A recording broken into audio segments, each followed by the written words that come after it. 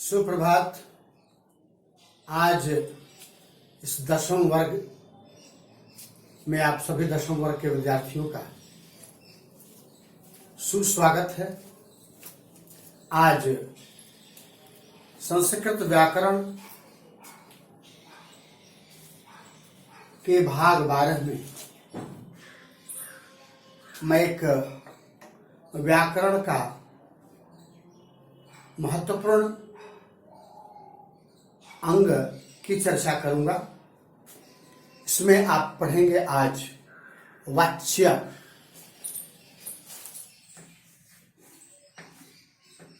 पढ़ेंगे वाच्य, इसको अंग्रेजी में आप वॉइस कहते हैं।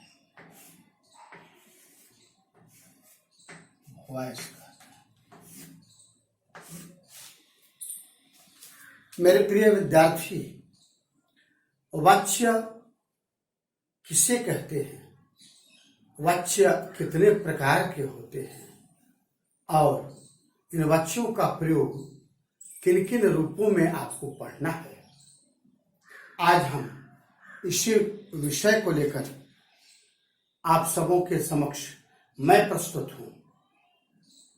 तो चलिए आइए देखते हैं वाच्य संबंधी परिभाषा, उनके प्रकार एवं उनका परिवर्तन होने के स्वरूप के नियमों की जानकारी। तो ये वाच्य, सबसे सर्वप्रथम हम वाच्य की परिभाषा की चर्चा करेंगे और वाच्य की परिभाषा जानेंगे। सबसे पहले वाच्य की परिभाषा इस रूप में लिखित वाच्य।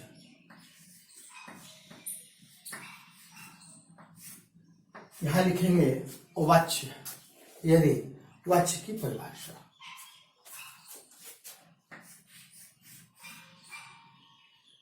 लिखेंगे कि वाच्य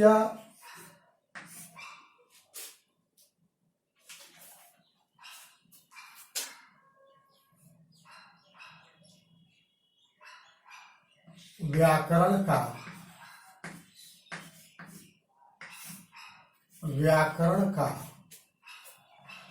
वह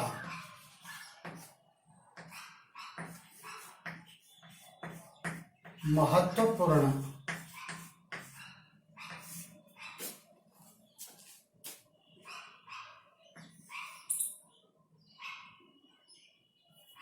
प्रकरण है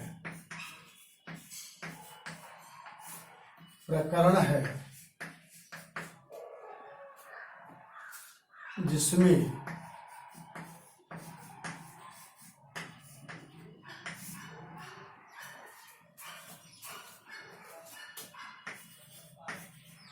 कर्ता, कर्म और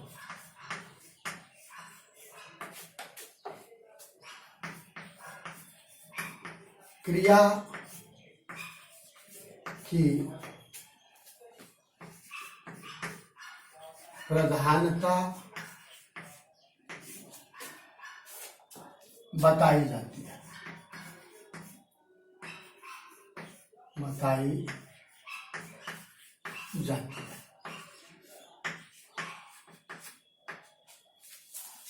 ये हो गया आपका इसका परिचय। वाच्य व्याकरण का वह महत्वपूर्ण प्रकरण है जिसमें कर्ता, कर्म और क्रिया की प्रधानता बताई जाती है। इसमें क्या होता है, इसमें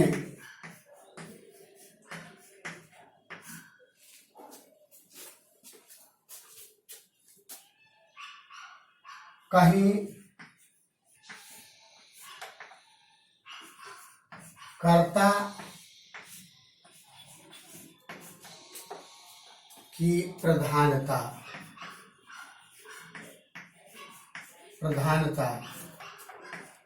रहती है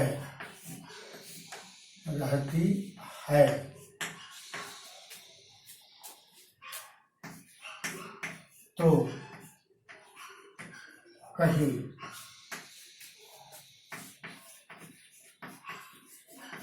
क्रिया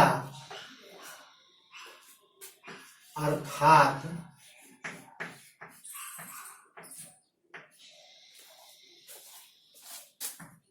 धातु ही प्रधान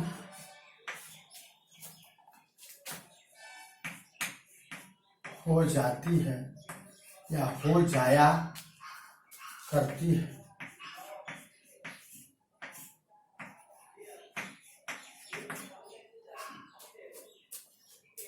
फिर किसी वाक्य में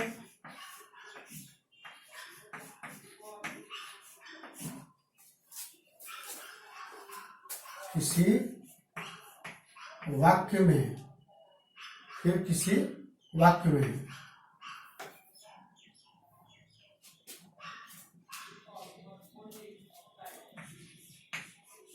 कर्म की प्रधानता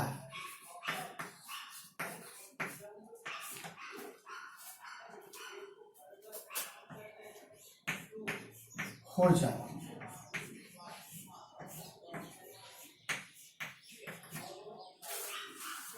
मेरे विद्यार्थी, इसको फिर से समझा जाए कि वाच्य व्याकरण का वह महत्वपूर्ण प्रकरण है जिसमें कर्ता, कर्म और क्रिया की प्रधानता बताई जाती है।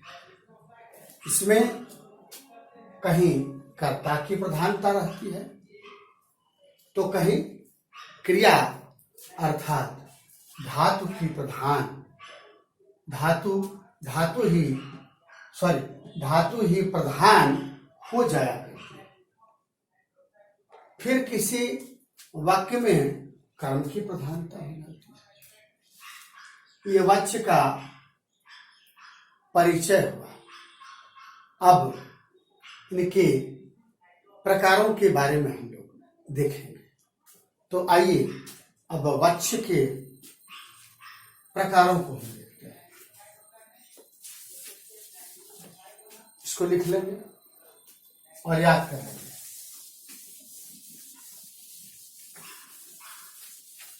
देखिए, इसमें वाच्य के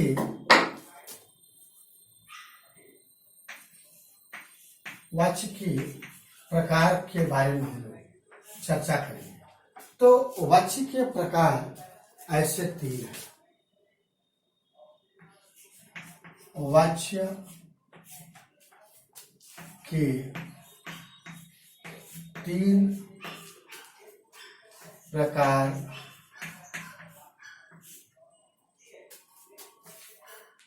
हैं।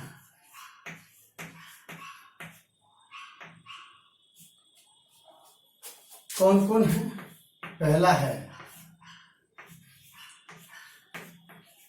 कर्तृवाच्य। पहला क्या है? कर्तृवाच्य। दूसरा है कर्मवाच्य और तीसरा है भाववाच्य।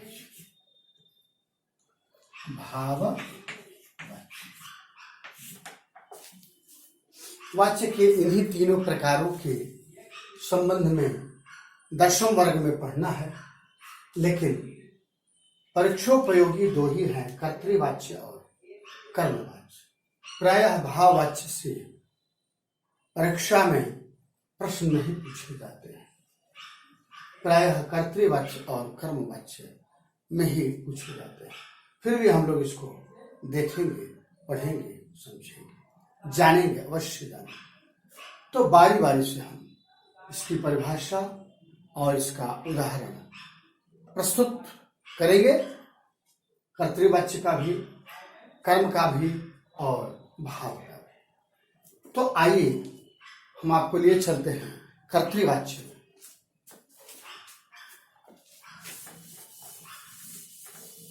कर्तृवाच्य सबसे तो अहम बात है कि आखिर कर्तृवाच्य कहते किसे हैं? तो ये पहला आपका हो गया कर्तृवाच्य। इसकी परिभाषा लिखिए। कर्तृवाच्य लिखेंगे कि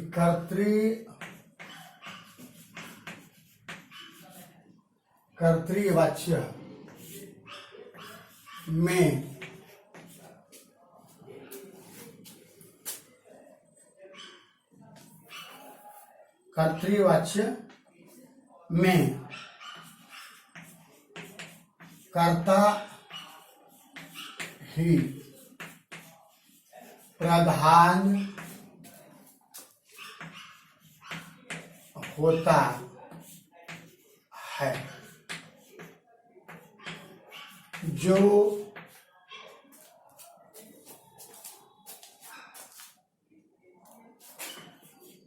प्रायः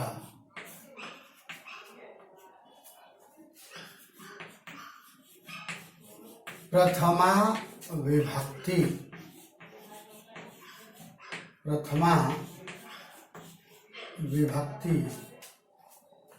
में प्रयुक्त होता है।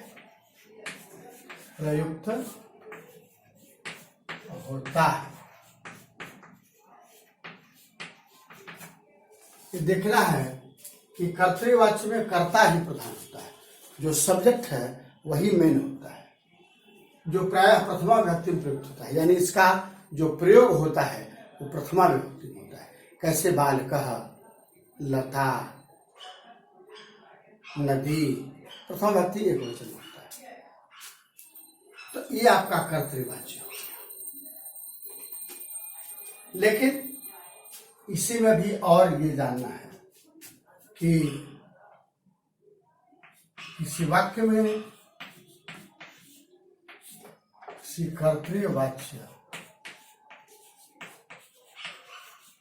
कर्तृवाच्य में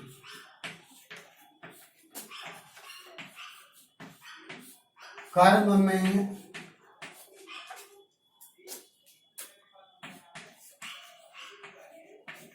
द्वितीया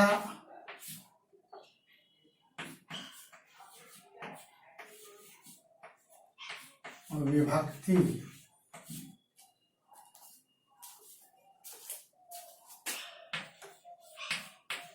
होती है, जबकि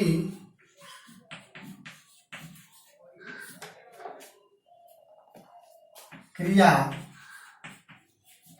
यानी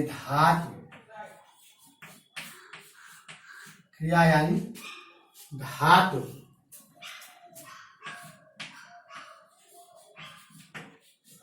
अपने ही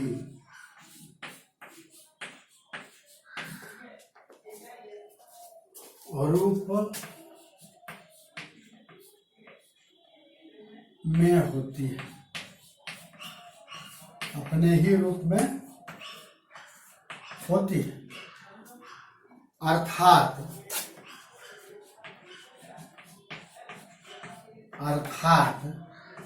क्रिया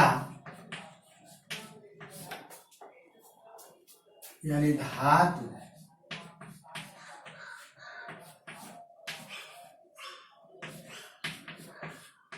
कर्ता के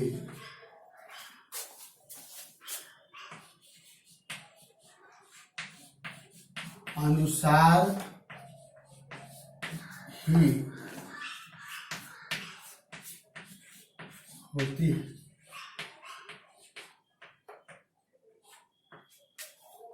जैसे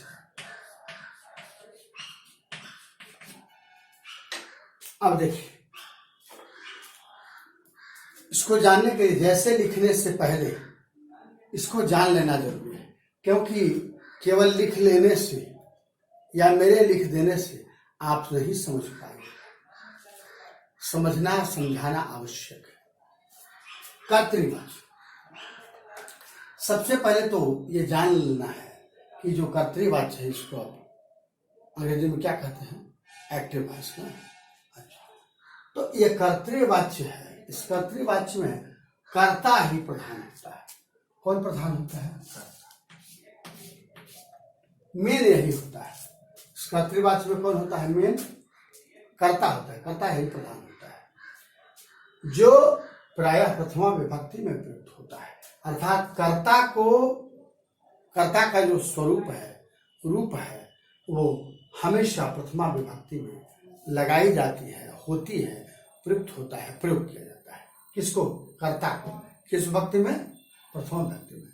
कर्ता को प्रथमा विभक्ति में ही प्रयोग किया जाता है। कर्तृवाच्य में क्या समझे?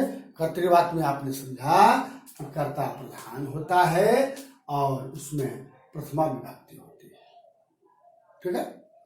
अगला, किसी कर्तृवाच्य में कर्म में द्वितीय विभक्ति होती है। यानी जब कर्तृवाच्य का प्रयोग हम करेंगे तो उसमें जो कर्म आएगा, जो ऑब्जेक्ट आएगा, वो ऑब्जेक्ट हमेशा द्वितीय विभक्ति में होगी। से कैसे? आप बालकम कहते हैं, बालकम बालको, है ना।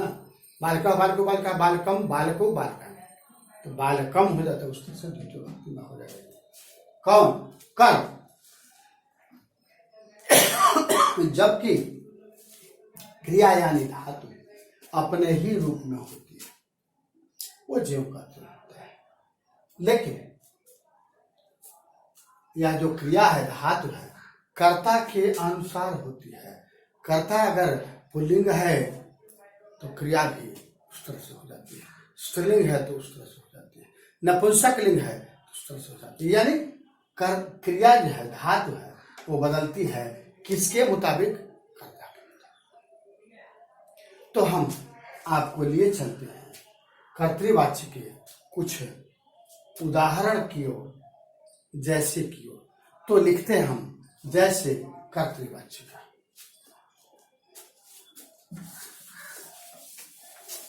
यहां लिखते हैं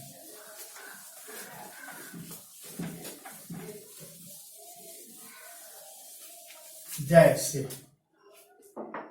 जैसे में लिखते हैं, क्या लिखते हैं? कर्तृवाच्य का जैसे लिखते हैं। जैसे में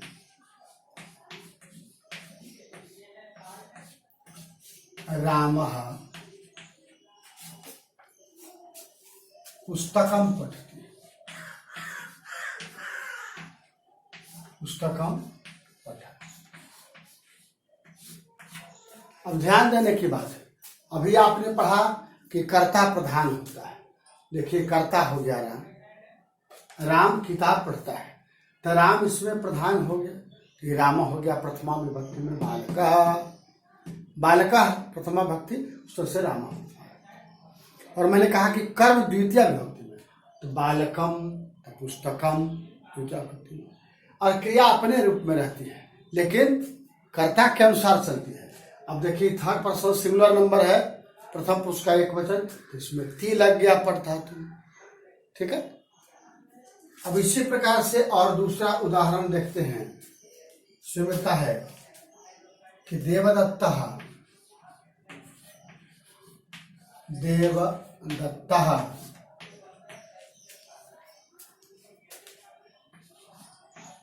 पत्रम अलिखत,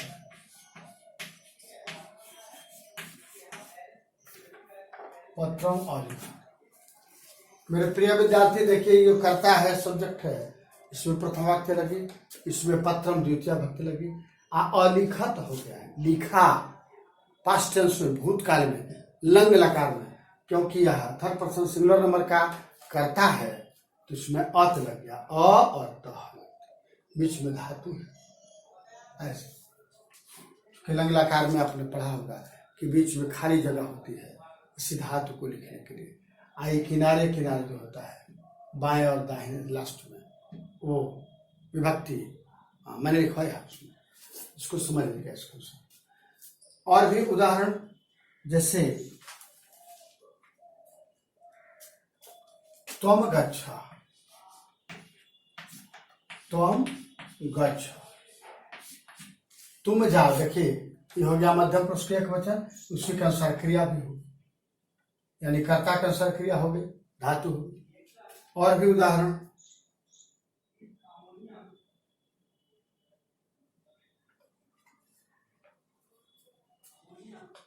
त्वम संस्कृतम पठसि, त्वम संस्कृतम पठसि।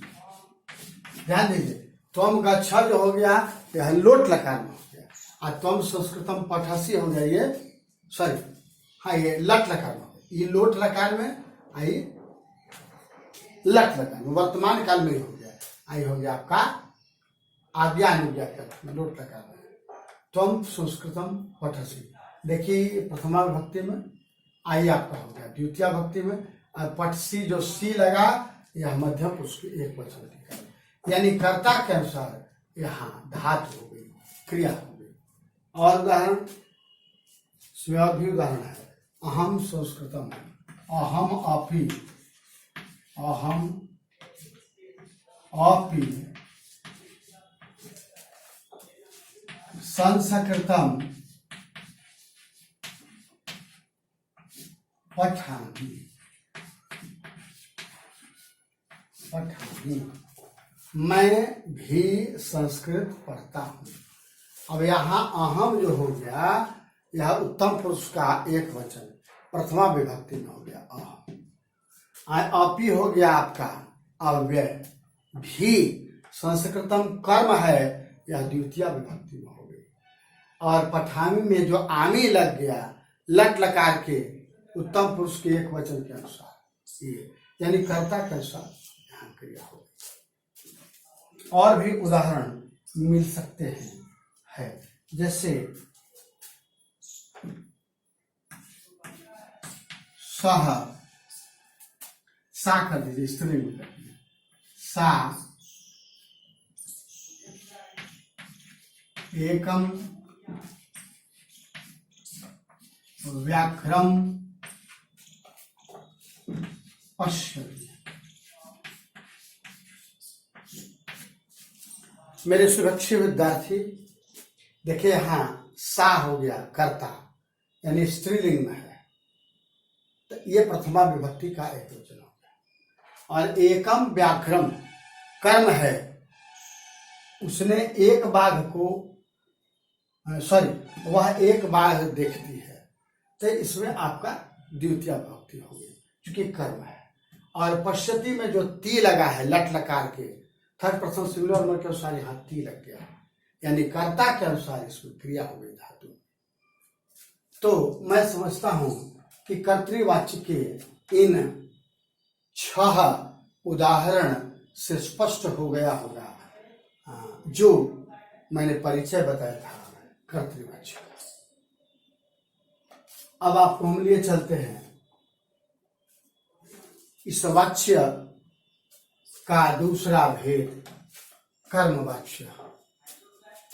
हम इस दूसरे में लिखते हैं कर्मवाच्य, उसमें लिखेंगे कर्मवाच्य।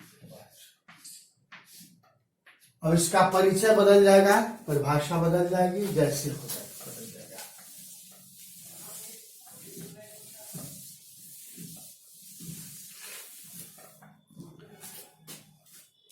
जिज्ञासु 10वीं वर्ग के विद्यार्थी आप ऑनलाइन में देख रहे हैं कर्मवाच्य।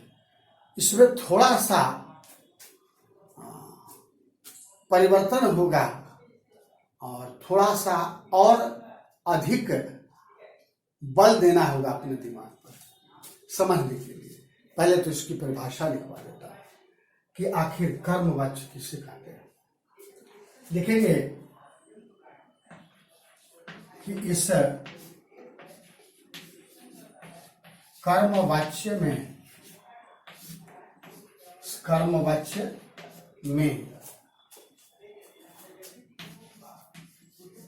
कर्म यानी ऑब्जेक्ट,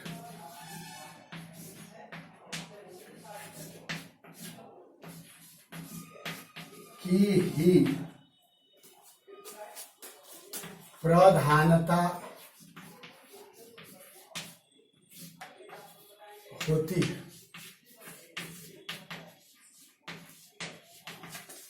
कर्मवाच्य में किसकी प्रधानता होती है? कर्म की प्रधानता, ऑब्जेक्ट की प्रधानता। और जब इसका प्रयोग होने लगता है तो इस वाच्य में जो कर्ता होता है वह कर्ता सदैव, कभी कभी नहीं, सदैव तृतीया विभक्ति में होती है। अब देखिए उसमें था सब्जेक्ट था प्रथम विभक्ति में, इसमें कर्ता हो गया कौन में? तो तृतीया विभक्ति में, तृतीया विभक्ति।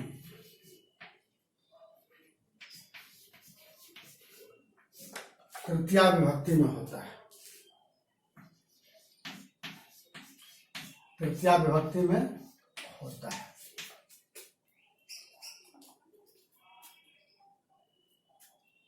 परंतु कर्म का प्रयोग, ये जो कर्म प्रधान है, इस कर्म का कर्म, परंतु कर्म का प्रयोग, कर्म का प्रयोग प्रथमा विभक्ति में होता है, प्रथमा विभक्ति में होता है।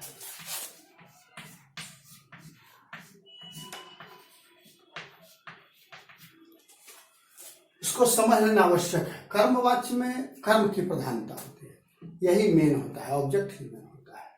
और यह जो मेन होता है यह प्रथमा विभक्ति में है। कर्तृवाच्य में भी आपने देखा होगा कि कर्ता जो था वो प्रथमा विभक्ति में प्रयोग हुआ, क्योंकि कर्ता की प्रधानता थी। इसमें भी आप देख रहे हैं कि कर्म की प्रधानता है, तो यह भी प्रथमा विभक्ति में है। यानी दोनों में यही देखा गया कि जिसकी प्रधानता हो वह प्रथम विभक्ति में नहीं। अब लेकिन इस कर्मवाच्य में एक चीज चेंज हो गया कि जो कर्म है वह, सॉरी, कर्ता है सो तृतीया विभक्ति में होता है। कर्ता किसमें होता है? तृतीया विभक्ति में होता है। अच्छा, इसमें और जान लेना आवश्यक है कि क्रिया के जो रूप हैं, क्रिया यानी धातु, धातु के जो रूप हैं तो अपने रूप में चलता था कर्तृवाच्य में, लेकिन उसमें नहीं चलेगा। के रूप आत्मने पद, आत्मने पदी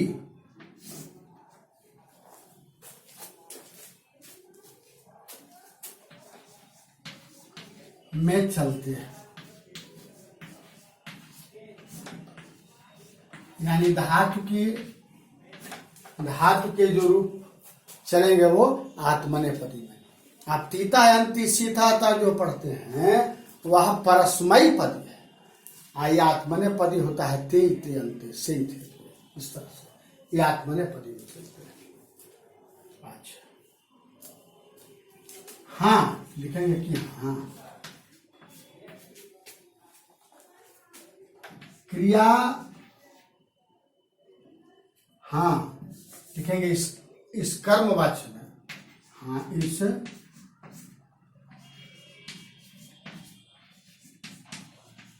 कर्मवाच्य में, इस कर्मवाच्य में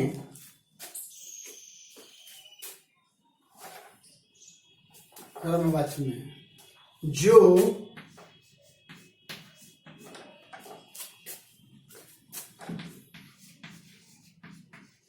क्रिया यानी धातु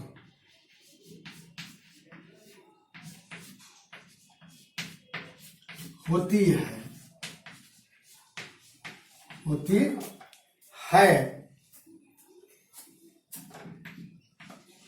उसमें धातु और धातु और प्रत्यय के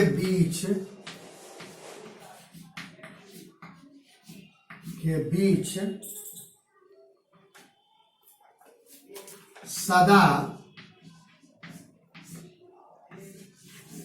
यह, ध्यान देना है, यह लगता है।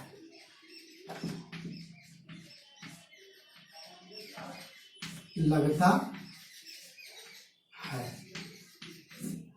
किसके अनुसार? प्रोफेसर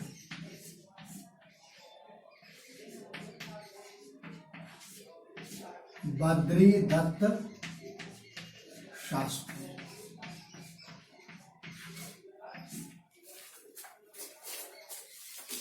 विद्यार्थी इसको समझिए, कर्मवाच्य को, पैसिव वॉइस। इस कर्मवाच्य में कर्म यानी ऑब्जेक्ट की ही प्रधानता होती है। इस वाच्य में कर्ता हमेशा सदैव तृतीया विभक्ति होता है। तृतीया विभक्ति होता है, तृतीया विभक्ति में होता है ना? वाक्य अधूरा लग रहा है। तृतीया विभक्ति में होता है, परंतु कर्म का जो प्रयोग होगा वह प्रथमा विभक्ति में होता है।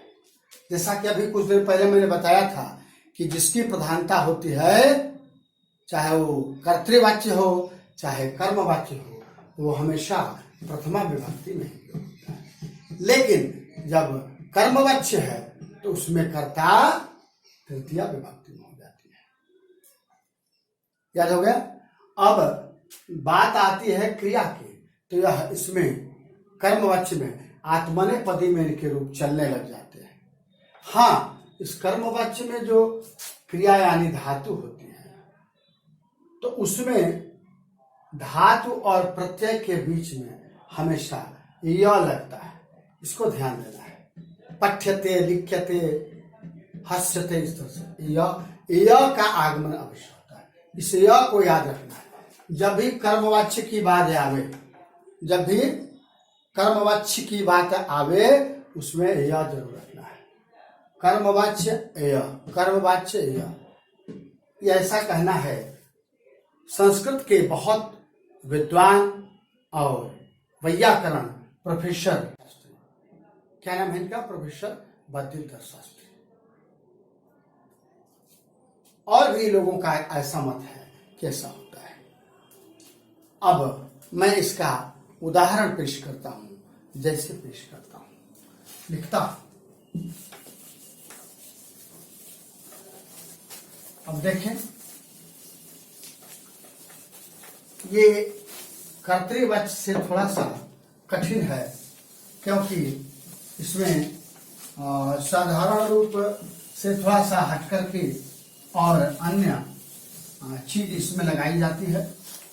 अब उदाहरण से आपको ज्यादा क्लियर हो जाएगा, स्पष्ट हो जाएगा। जैसे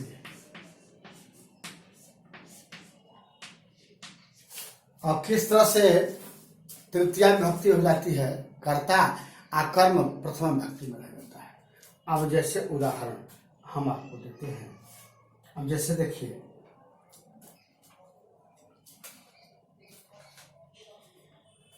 रामेण पुस्तकम पठ्यते, रामेण पुस्तकम पठ्यते।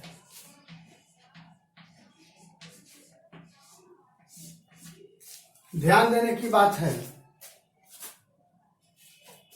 नहीं ध्यान दीजिएगा तो नहीं होगा। अब देखिए, रामेण हो गया, कर्ता तृतीया विभक्ति में हो गई ना, बालके ना।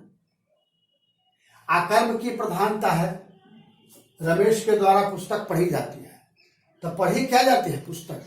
अभी देखिए प्रथम विभक्ति में जो पुस्तक लिंग है, इसमें पुस्तकम हो गया है, इसको द्वितीया मत समझिए, है ना। ये हो गया नपुंसक लिंग के कारण प्रथमा और द्वितीय दोनों में एक ही चलते हैं। से कैसे? पुष्पम पुष्पे पुष्पाणि, आप पुष्पम पुष्पे पुष्पाणि। उस तरह से पुस्तकम पुस्तके पुस्तकानि पुस्तकम पुस्तके पुस्तकानि, द्वितीय भक्ति में भी वही रहेगा, प्रथमा व्यक्ति में रहेगा। यह पठ्यते, देखिए यह का आगमन हो गया।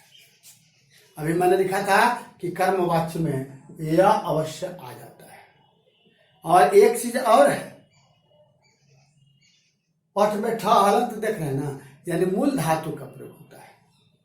पठ ठ हलंत, लिख ख हलंत, हस दंत स हलंत, गम म हलंत, यानी वो ज्यों का त्यों रहता है। और में होता क्या है कि हलंत हट जाता है, प्रयोग होने पर इसमें रह जाता है। ते हो गया आत्मने पति से, न बताते रहे कि ते इते अंते, ते हो जाता है। तो इसका अगर हम कर्तृवाच्य रखना चाहेंगे तो क्या लिखेंगे इसको लिखेंगे कि राम पुस्तकम पुस्तकम पठति।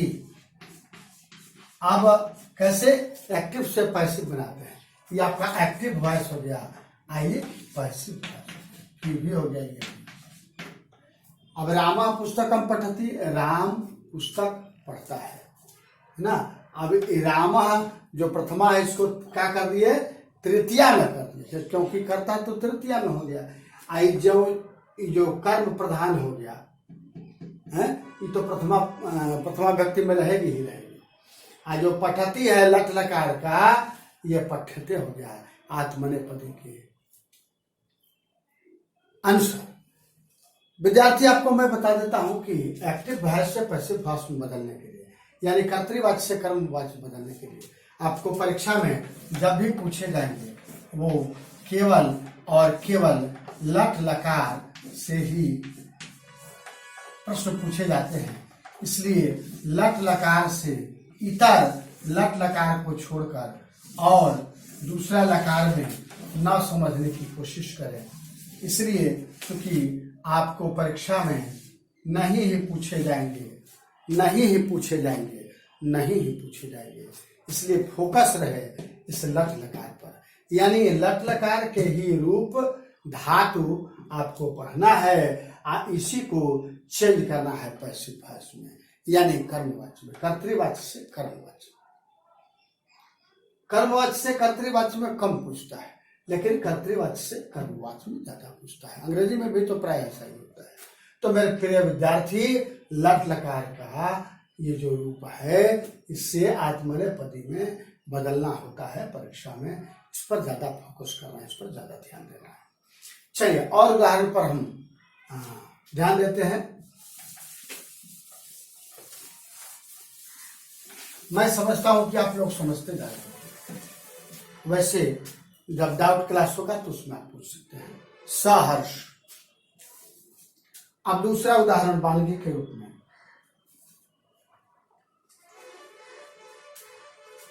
अब जैसे है कि मया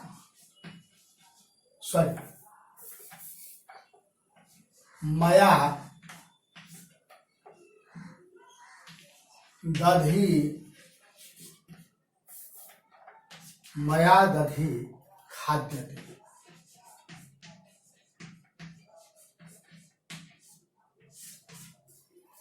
अब देखिए इसमें जो कर्ता है, मेरे द्वारा दही खाई जाती है,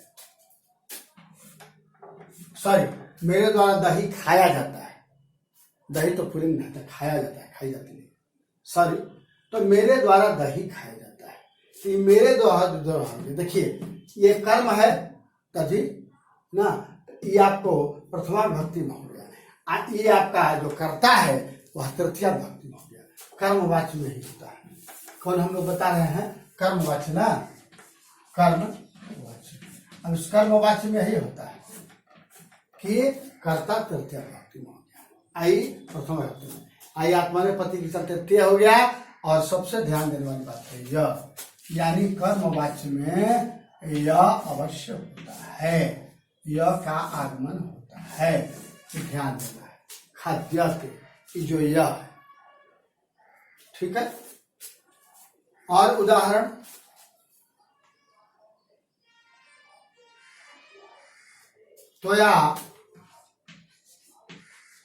त्वया चंद्रम चंद्रम पश्यते।